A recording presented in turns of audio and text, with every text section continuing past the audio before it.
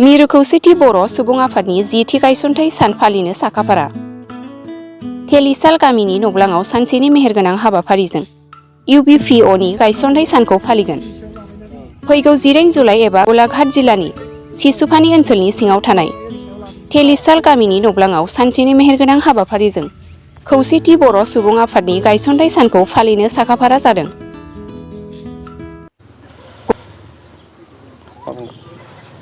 गाबोन थिग फुंनि 9 रिंगायाव जोङो जोंनि खौसेथि बर' सुबुं आफादनि जोंनि फिरफिला बिर होनायखौ जों जागायजेनगोन। बिनि उनावनो जोङो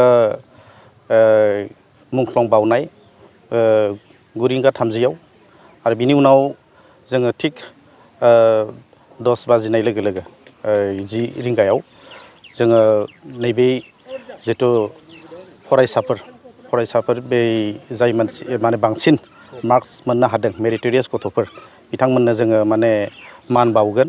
जोंनि BKWSC नि माखासे EM आरो दैदेनगिरि बिथांमोनहा जोङो बेखौ थिग 10 रिंगायाव जागायगोन आरो बिनि उनावनो जोंनि आरो मोनसे हाबाफारिया जाहैबाय जामुं जानाय बे थिग 12 रिंगायाव जागोन आरो 12 रिंगानि उनाव जोंहा मोनसे बयनिफ्रायबो गोनांथारसिन हाबाफारि गाबोननि जिथु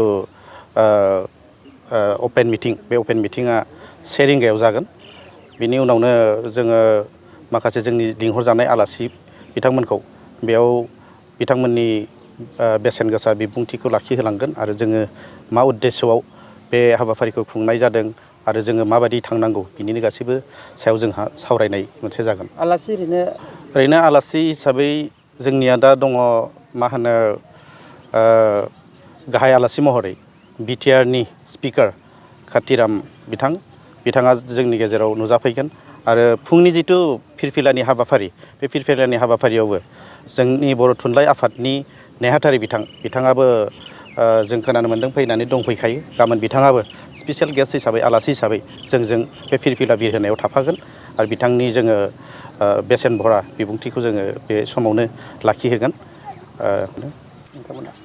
जोंनि नैबे हाबाफारियाव गासै मोन 22 जिल्लानिफ्राय जिहेतु बाहागो लागोन जोङो अलमस्ट 2000सो जोंनि गेजेराव माखासे डेलिगेट्स फैगोन आरो बिनि लकेल जिहेतु माखासे मा होनो बे हालामनिनो माखासे सुबुंफोर थाबाय बेजों गासै मिलिनानै जोङो माने बेबायदिनो more than 3000 जोङो बेयाव जमा जागोन आरो दानि एसे आगोल सोंनाय बायदि साब्रैसे मेरिटरियास गथ'खौ जोङो माने मान बावगोन। बेयाव जोङो टटेल दाहालागैसिम 33 जन 33 जन सा 33 जन जोङो अलरेडि बिथांमोननि थाखाय रेडि खालामनानै दङ बिथांमोनखौ मान बावनो।